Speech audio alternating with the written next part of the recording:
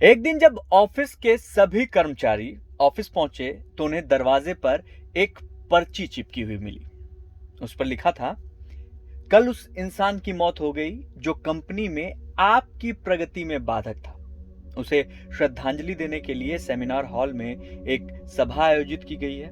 ठीक 11 बजे श्रद्धांजलि सभा में सभी का उपस्थित होना अपेक्षित है।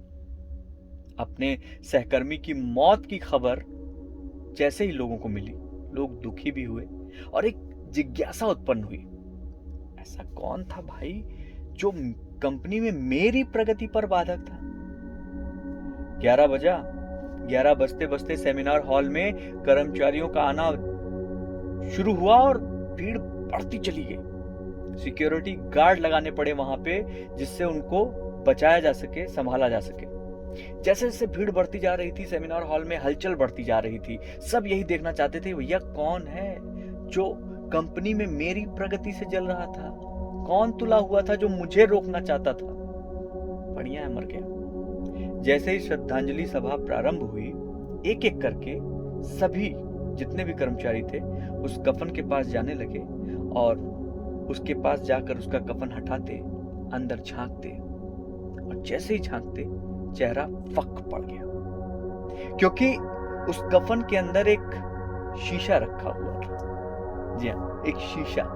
जो भी झांक कर देखता उसे अपना ही अक्स नजर आता। और उस शीशे के पास में एक पर्ची चिपकी हुई थी, जिस पर जो लिखा था वो आत्मा झकझोर देने वाली बात थी। लिखा था उस पे कि केवल एक ही इंसान आपकी प्रगति में बाधक है, और वो आप खुद हैं। आप ही वो इंसान हैं जो अपने जीवन में क्रांति पैदा करते हैं।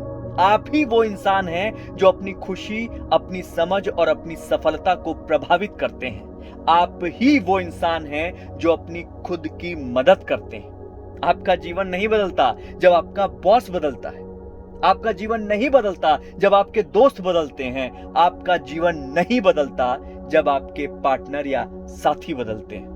आपका जीवन तब बदलता है जब आप खुद को बदलते हैं, जब आप अपने खुद के विश्वास की सीमा लांघकर उसके पार जाते हैं, जब आप ये समझ जाते हैं कि आप और सिर्फ आप अपने जीवन के लिए जिम्मेदार हैं, तब आपका जीवन बदल जाता है।